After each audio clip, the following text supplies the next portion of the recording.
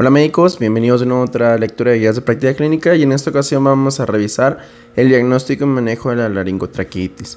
Toda esta serie de enfermedades de las guías que vamos a revisar, que son infecciones pulmonares o infecciones de las vías respiratorias superiores, son muy importantes porque las suelen preguntar muchísimo y tienes que hacer diagnóstico diferencial entre cada una de ellas.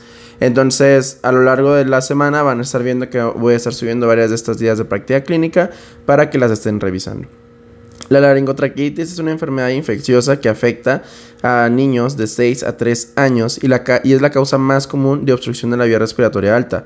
Tiene una incidencia anual de 1.5 a 6 por cada 100 niños menores de 6 años y su prevalencia es mayor en otoño y en invierno. Afecta predominantemente al sexo masculino.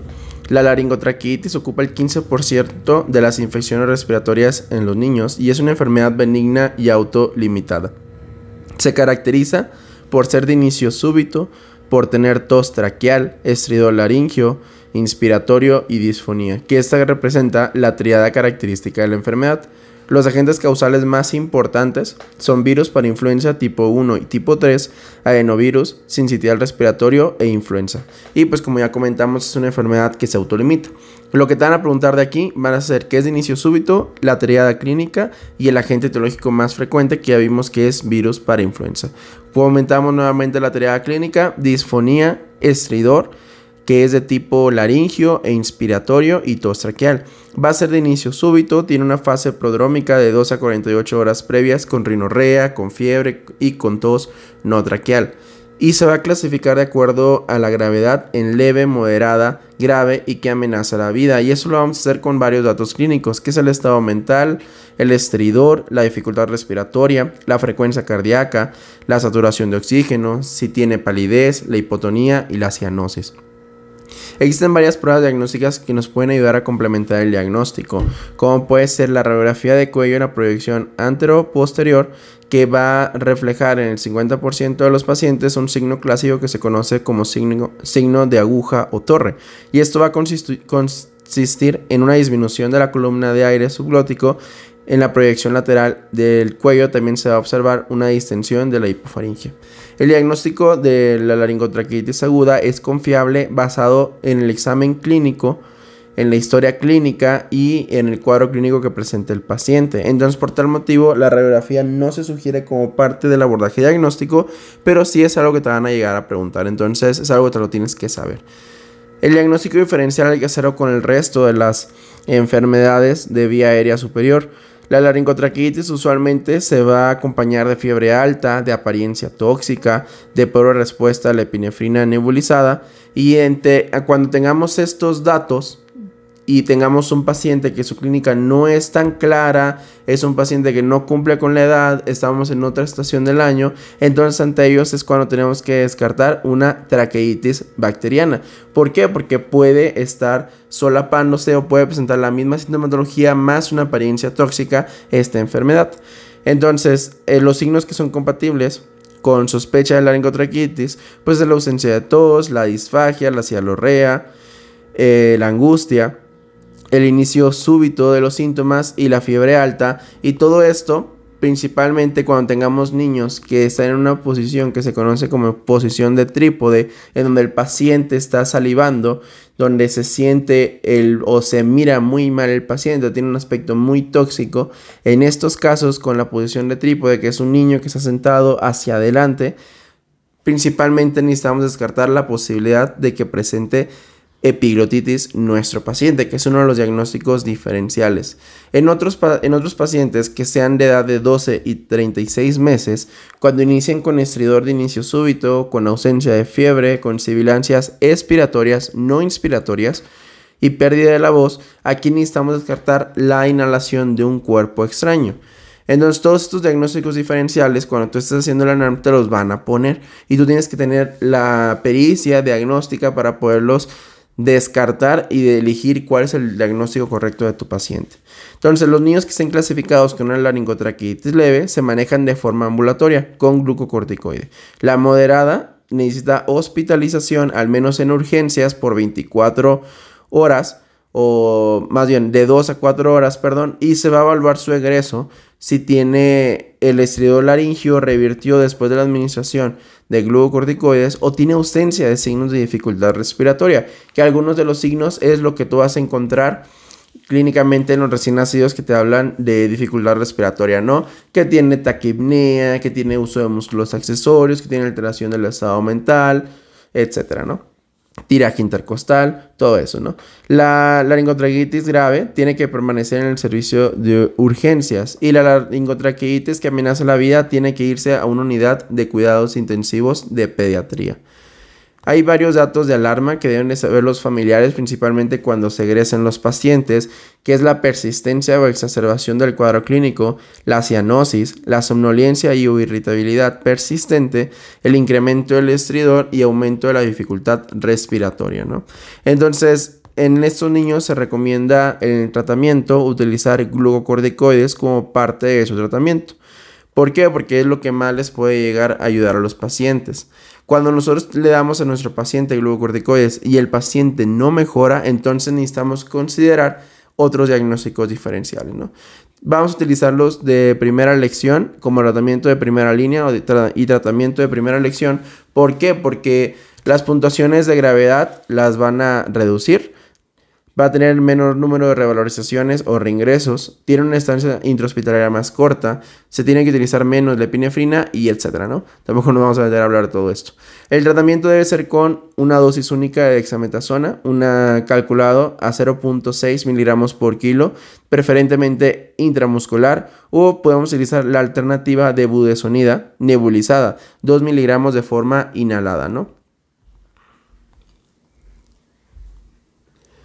Se recomienda iniciar el manejo con dexametasona a 0.6 miligramos por kilo o de prednisolona 1 miligramo por kilo en las pacientes que tengan laringotraqueitis leve a moderada, que es cuando es el tratamiento de primera elección. El tratamiento de primera elección en la laringotraqueitis leve a moderada van a ser glucocorticoides, principalmente dexametasona. Y esto va a cambiar cuando estamos en el contexto de laringotraqueitis grave o que amenaza la vida, porque aquí el tratamiento de primera elección pasa a ser la epinefrina nebulizada.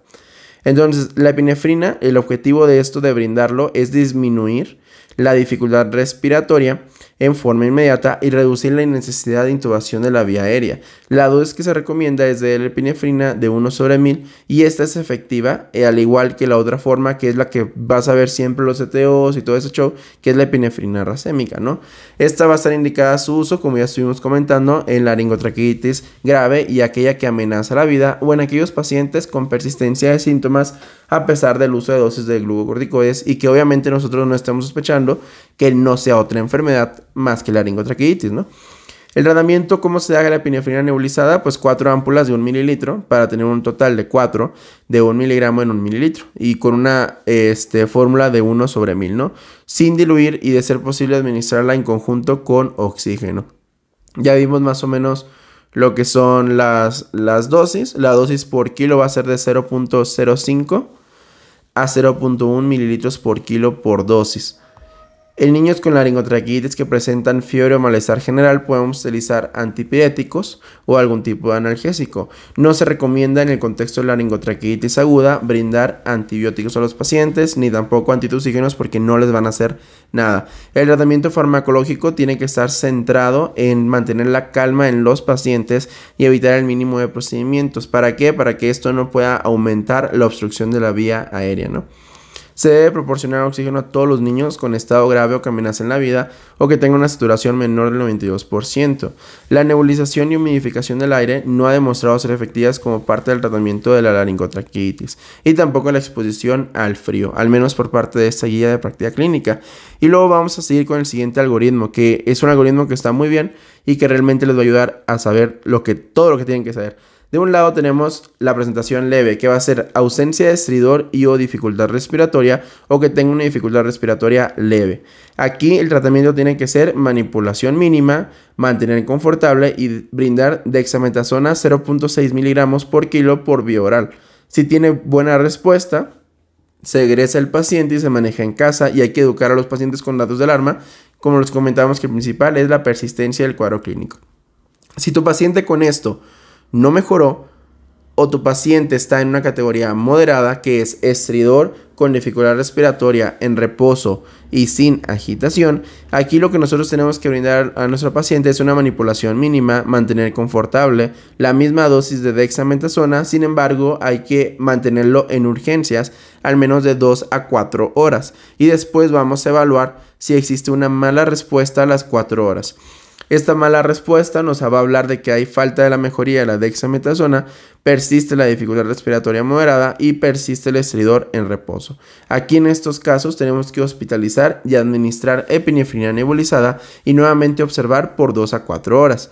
Ante esto vamos a tener dos opciones. Mi paciente respondió con la epinefrina, lo mando a su casita. Mi paciente no respondió a la epinefrina, entonces vamos a estar hablando de una dificultad respiratoria severa recurrente.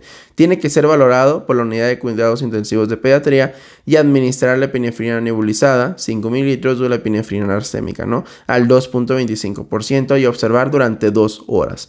En caso de que el niño presente cianosis o tenga una saturación menor del 92%, vamos a brindar oxígeno.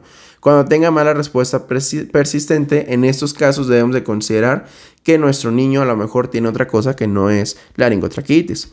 Y aquellas laringotraqueitis graves y que amenazan la vida se van a considerar cuando que tengan estridor, dificultad respiratoria grave, con agitación o letargia.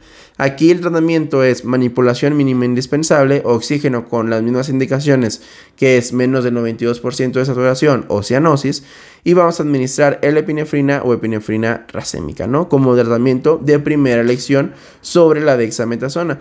La dexametasona también se puede llegar a emplear principalmente como tratamiento coadyuvante, pero no pasa a ser el tratamiento de primera elección. Cuando tienen buena respuesta, el paciente se egresa. Cuando tienen mala respuesta, hay que brindar nuevas dosis de epinefrina o, en su caso, considerar diagnósticos diferenciales, ¿no? Y bueno, nada más aquí lo único que los siguientes cuadros que tienen es cómo vamos a evaluar la obstrucción de la vía aérea. Y pues es una tablita en donde yo creo que lo más importante es que se tienen que saber la saturación. Leve más del 95%, moderada del 92 al 95% y grave menos del 92%. También el estado mental, leve es normal, moderada es ansiosa, grave es agitado o exhausto y muy grave o que amenaza la vida es letárgico o somnoliento. Hay varios diagnósticos diferenciales que tenemos que hacer, que yo considero muy importantes que se los aprendan. La traqueitis bacteriana, tenemos un niño con fiebre alta, apariencia tóxica y pobre respuesta a la epinefrina nebulizada. La epiglotitis, ausencia de tos traqueal, inicio súbito con fiebre alta, disfagia, apariencia tóxica, ansiedad y se sienta flexionado hacia adelante. El cuerpo extraño tiene un estridor de inicio agudo por la presencia del cuerpo extraño alojado comúnmente en el esófago superior. La difteria laringea es algo muy raro, pero van a ser niños con inmunización incompleta, pródromos de faringitis con síntomas progresivos en 2 a 3 días, fiebre de bajo gasto, disfonía, tos traqueal, estridor y disfagia. Se observa la membrana característica al momento de explorar, que es una membrana grisácea. La reacción alérgica aguda o edema angioneurótico es principalmente por un inicio rápido de disfagia y estridor y posiblemente datos de alergia en la piel, como la presencia de abones que te van a sugerir urticaria, ¿no? Después nos van a hablar de datos de enfermedad grave, que ya estuvimos viendo previamente y que eso es en general, en un contexto general. Y por último son la tabla de medicamentos. Así que con esto damos por concluido lo que es la revisión de la lectura de guía de práctica clínica. Espero que te haya gustado, te haya servido. Es una lectura no tan rápida y pues nos vemos para las siguientes lecturas. Soy el Dr. Treviño, esto es Red Médica. Chao, chao.